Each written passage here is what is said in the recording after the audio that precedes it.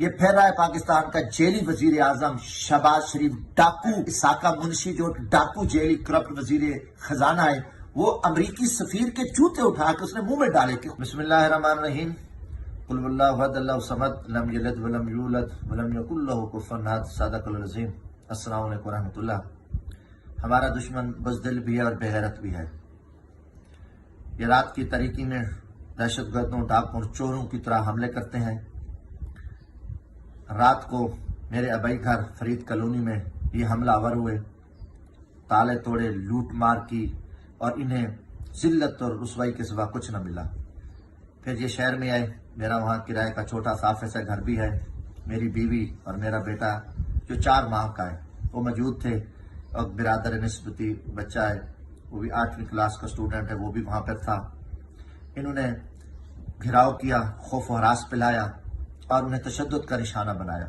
برادر نسبتی کو انہوں نے اغوا کیا، لے گئے، 4 گھنٹے انہوں نے اپنے پاس رکھا، میری بیوی کو دھکے دیے، تھپڑ مارے، معصوم بچہ زمین پہ گر گیا، وہ چیختا چلاتا رہا، مگر ان حرام خوروں کو کوئی خیال اور حیا نہ آیا۔ 3 گھنٹے کے بعد یہ واپس گئے۔ میری بیوی 4 کلومیٹر پیدل چل کے رات کو 2 بجے وہ ایک میرے عزیز کے گھر گئیں۔ بعد میں کچھ دیر بعد یہ واپس آئے، کیونکہ ڈی پی او صاحب جو ہیں وہ 2 بجے رات کو اپنے دفتر میں موجود تھے۔ آپ نے جو بھی حرکتیں کی ہیں، آپ رسوا ہوئے، ذلیل ہوئے ہو، پوری قوم آپ کے اس کردار پہ لعنت کر رہی ہے۔ دوسری طرف دیکھیں، ٹیکسٹائل انڈسٹری بند ہو رہی ہے، تقریباً 16 لاکھ فیکٹریاں بند ہوئی ہیں، 70 لاکھ مزدور بے روزگار ہو گئے۔ اب جو کچھ ہونے جا رہا ہے، اب یہ جو انڈسٹری ہے، انہوں نے بلکہ ہڑتال کا بھی اعلان کیا ٹیکسٹائل ایسوسی ایشن نے، تو اس سے کیا ہوگا؟ 3 کروڑ پاکستانی بے روزگار ہو جائیں گے۔ آپ پاکستان میں خوفناک خونی انقلاب لانا چاہتے ہو۔ یہاں پہ جتنے بھی باہر سے آئے تھے لوگ، وہ بھاگ رہے ہیں۔ شیل ایک بہت بڑی پاکستان کی کمپنی ہے، وہ اپنے شیئر بیچ کے نکل رہے ہیں، پارکوں بند ہو گئی ہے، قومی ادارے تباہ ہو گئے ہیں، کیونکہ اس وقت پاکستان میں چور، لٹیرے، بغیرت حکمران قابض ہیں، اور ان کے کردار پہ پوری قوم، پوری دنیا لعنت کر رہی ہے۔ ان کو کوئی خیرات نہیں دے رہا۔ یہ پھر رہا ہے پاکستان کا جیلی وزیر اعظم شہباز شریف ڈاکو۔ کل وہ ملعون فرانس کے صدر کو ملا اور اس سے بھیک مانگی، خیرات مانگی۔